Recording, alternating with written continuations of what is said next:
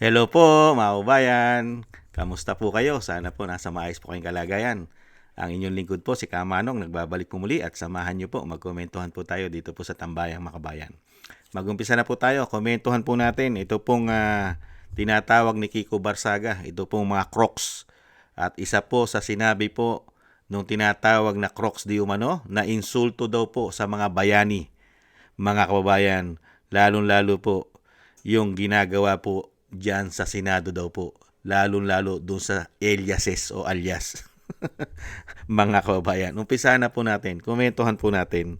Ito po. Kahit nagpahayag ng kahandaang sundin ang desisyon ng Senate Impeachment Court kaugnay ng pagpapatupad ng sub judice rule, umaasa ang House Prosecution Team sa mas maluwag na pagpapatupad nito kaysa ipinatutupad sa mga regular na korte. Sa ilalim ng sub judice rule, ipinagbabawal ang panlalabas sa publiko ng mga komento o impormasyon tungkol sa mga merito o laman ng kaso. Sakop nito ang presiding officer, miyembro ng Senado, prosecutors, respondent, defense counsel at mga testigo habang nakabindi ng impeachment trial. We hope the impeachment court will not be even more strict than regular courts. No? Regular courts allow this exemption, the doctrine of fair and accurate reporting. So we're hoping, since this is both legal and a political function that is being exercised by the impeachment court, it will be more liberal in the applications. Tatalakayin pa ng House Prosecution Team kung mananatiling tagapagsalita ng panel si Attorney Tolosa na isa ring private prosecutor. Ito ay matapos muling igiit ni Senate Impeachment Court Presiding Officer Senator Judge Francis Tis Escudero na dapat magtalaga rin tagapagsalita ang dalawang panig na hindi kabilang sa counsel ng prosekusyon at defense teams. Samantala, may puna naman ang isang tagapagsalita ng prosekusyon sa tila paghalintulad ng alias ng mga bayani sa questionableng pangalan ng recipients ng confidential funds ni Vice President Duterte. Kaugnay ito ng pagtatanong ni Senator Judge Robin Padilla kay Attorney May Divine Gracia, private prosecutor, kung alam ba nitong gumamit din ng alias o bansag ang mga bayani ng bansa. To my brother in faith and sitting senator, I think those national heroes whose aliases were referenced would be probably rolling in their graves to be put them on the equal footing as Miko Harina, as Andilim, as Miss Ngit is already again an insult to the sacrifices they have made for this country.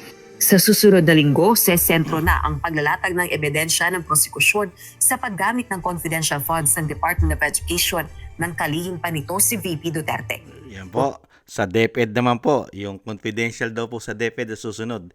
Hiyang-hiya naman po tayo kay Adjong, mga kabayan. Insulto daw po. Yung kayang kababayan niya sa kanyang probinsya, sa kanyang distrito sa Lanao, hindi kaya insulto yung ginagawa niya ron, mga kababayan? Hindi po ba mas insulto yung pagnanakaw kaysa sa paggamit ng alias o alias? Hindi po ba? At nakapagtataka naman po, mga kabayan, hindi kaya pwedeng i-background check muna? Di po ba lalong-lalo po yung gustong magpa-impeach sa Vice President? Hindi po ba dapat i-background check muna sila lahat? Baka kasi yung mga nag-i-impeach sa Vice President ay mga magnanakaw. Nagtatanong lang po si Kamanong, hindi ba pwedeng i-background check? Lalong-lalo yung mga nag-file ng impeachment sa Vice President na gustong-gustong i-impeach si Vice President? Hindi po ba? Hindi po ba sa korte, bina-background check pa nga eh. Hindi po ba? Kung anong uri pagkatao, yung nag-i-impeach o yung nagkakaso? Hindi po ba? Bakit kaya Bakit kaya hindi nagkaroon ng batas? Katulad po dyan, kung merong matataas na posisyon sa gobyerno, dapat din i-background check yung mga kapwa politiko katulad ng mga congressman, senador. Kailangan din i-background check. Baka sila ang magnanakaw kaysa ron sa pinupolitika nila. Nagtatanong lang tayo kasi walang background check sa mga congressman. Pero, ibalik tanaw po natin dahil si Adjong po ay na-background check po ng kanyang probinsya, ng kanyang distrito. Binackground check po siya ng kanya pong mga kababayan. at vlogger. Ito po ang background check ni Adjong na naiinsulto daw po, nakakainsulto daw po sa mga bayani. Pero sa kanyang mga kababayan, ito po ang background check at insulto. Ininsulto niya ang kanyang kababayan. Madam Witness, Pero sino yung may paninindigan? Sino yung may moral clarity para ipagtanggol ang totoo at kung ano ang meron para sa mga Pilipino at para sa ating bansa? Ang Mindanao ay hindi mga Duterte. Di ba? Opo. Tapos, ayoko rin kasi na ma-associate closely ang Mindanao sa isang personalidad na ang daming hinaharap Tama. na kaso. Tama. Gusto kong ipresenta na merong mga leader at mga individual sa Mindanao ang tumatayo sa katotohanan. Nice. Mas gusto ko ang imahe ng Mindanao ay ang Mindanao ay tumatayo sa saligang batas. Tumatayo kung ano ang tama, regardless of the political pressure, na may mga Mindanao may paninindigan. Ayaw ko naman continuously na ma-associate ang Mindanao sa isang individual na humaharap ng dami-daming aligasyon. Talaga ba, Adyong? Ano to? Tignan mo nga to, mga kakorupsyonan mo sa lugar mo. sa bawat proyekto pinupunduhan ng bayan, may kaakibat na tanong, napunta ba ito sa tama? At ramdam ba ito ng taong bayan? Dumaan kami sa Barangay Bubo patungong Katumbafan sa bayan ng Picapo, Lanao del Sur, isang proyektong solar streetlights na may halagang 50 million na ipina-install sa ilalim ng pamumuno ni Zia Alonto Adjong. Ngunit sa aming pagbisita, iba ang aming nakita. Hindi maayos ang pagkakabit ng ilan sa mga solar lights, may mahahabang bahagi ng kursada na walang ilaw. Daerah sa Tapoy. May nabiyatay na nga si. Ang yatid ko? Oy, dia na siya na nabiyatay. Sira na. Pero may iba dito where ginagawa ito na sila. Kung 50 million ang halaga ng proyekto, sapat ba ang ganitong kalidad at nasaan ang regular na maintenance? Hindi dito nagtatapos ang aming obserbasyon. Sa Malondo, Wao Road, isang asphalt overlay project na nagkahalaga ng 17.5 million. Sa unang tingin palabang, kapansin-pansin ang nipis ng asphalt. Parang hindi tumutugma sa halagang inilaan. Ganito ba ang itsura ng isang 17.5 million na asphalt overlay? Sa Bumbaran Wao Road, isa pang asphalt overlay project, ngunit ngayon ay may mas malaking pondo, 50 million. Subalit pareho pa rin ang amin nakita, manipis na asphalt, may mga bahagi pang putol, kitang-kita mula sa drone shot ang kakulangan sa kalidad. Sayang ang pondo, sayang ang oportunidad para sa maayos na infrastruktura, at higit sa lahat, sayang ang tiwala ng taong bayan. Congressman Adjong, ano po ang sasabi niyo sa mga proyektong ito? Nasaan ang kalidad na inaasahan na milyong-milyong pisong pondo?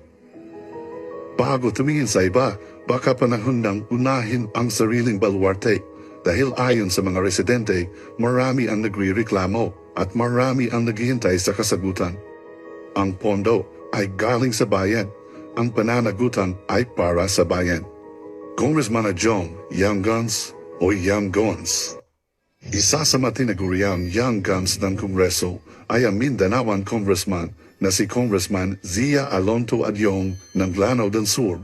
Pero tanong na nakararami, ba't ang tahimik ng Congressman sa usaping flood control? Kaya naman, pinuntahan namin ang ilan sa mga proyektong flood control ng kanyang distrito. Ito ang Flood Mitigation Project sa Bumbaran Wao Road, Lanao del Sur. May dike, pero di mo malaman ba't ganito ang disenyo. Isang portion lang ang may proteksyon. Sa kabila, wala na.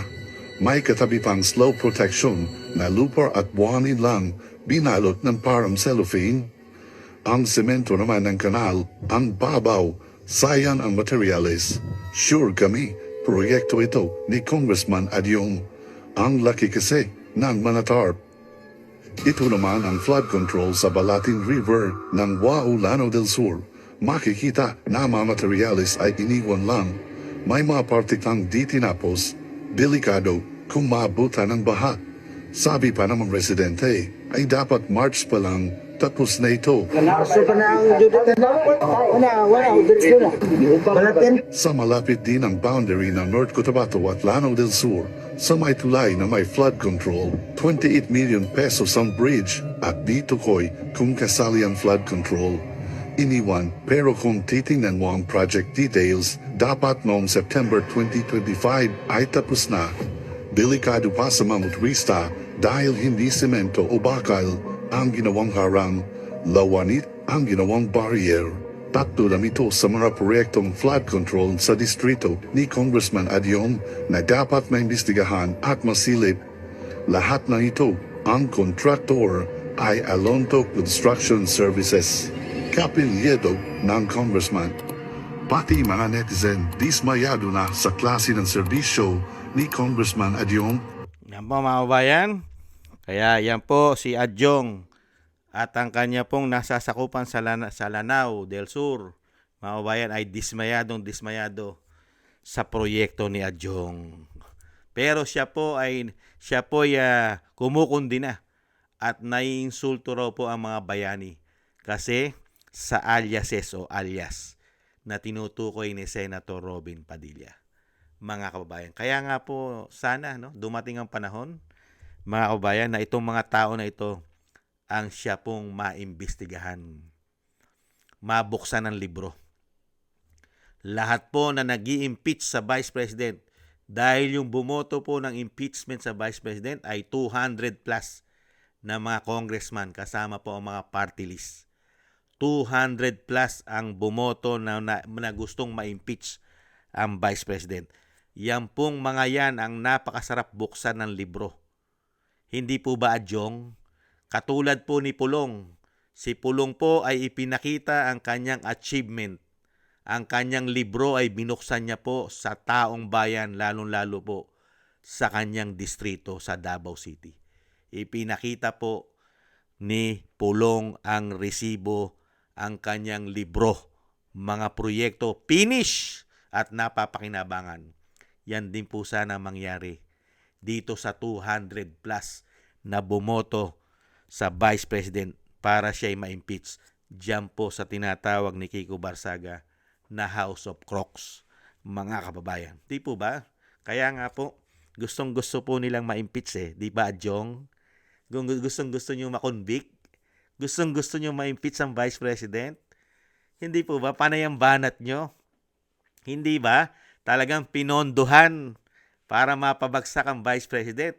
At lahat ng sinasabi ng naniniwala sa katotohanan katulad ni Senator Robin Padilla na hindi lang po ang mga asset, mga informant o informante, mga intelligent ang gumagamit ng alias para makapasok at maimbestigahan ang mga kalaban ng gobyerno.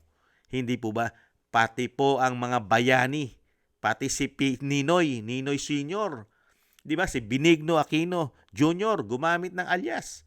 Kaya nga lang po, ang pinakamasakit kay Ninoy, wala siyang confidential fund. Kaya po siya napakadaling natsugi. Hindi po ba?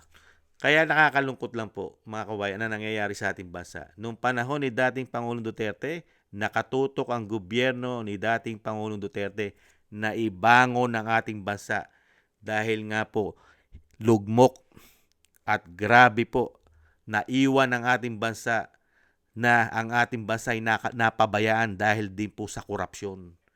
Pero napakalaki na po ng pagbabago. Nung sila ang umupo, itong sindikato, mga kababayan, mas malala pa ang ginawa. Mas malalang korupsyon pa ang ginawa. Ibang klase po. At ngayon po pinagtatakpan nila.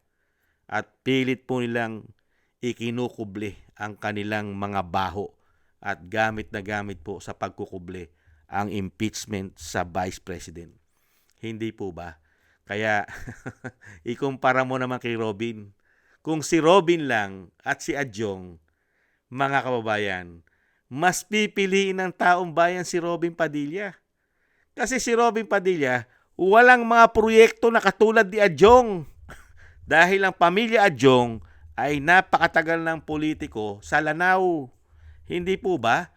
At pamilya rin ni Adyong ay mga contractors, hindi kaya mga kamag-anak. Kaya nga tinatawag yung iba na mga contractors. Package sila na lahat, hindi po ba? Kaya pag naging ghost project, sa kanila lahat napupunta ang pera. Hindi po ba? Dahil sila rin yung contractors. Yan po mga kababayan, si Adyong at ito pong mga tinatawag na mga crocs di umano. Yan po, kinundi na at talagang hindi matanggap at insulto daw po sa mga bayani yung sinabi ni Senator Padilla. Mas insulto sa mga bayani ang mga politikong magnanakaw. Real talk. Mas insulto dahil ang mga bayani ay nakipaglaban at binuhos ang buhay nila dahil sa mga dayuhan na ang ating bansa hindi po ba kinubkob at ang ating yaman, kinukuha nila ang ating yaman, dinadala sa mga bansa nila. Katulad po di ba ng Espanya, ganun din ang Hapon. Hindi po ba ipinaglaban at binuhos ang buhay para sa ating kalayaan at ating soberenya. Samantalang ang mga politiko ngayon, ibang klase, ninanakawan ang kapwa Pilipino. Hindi po ba yan ang pinakamatinding insulto at kasamaang ginagawa mo?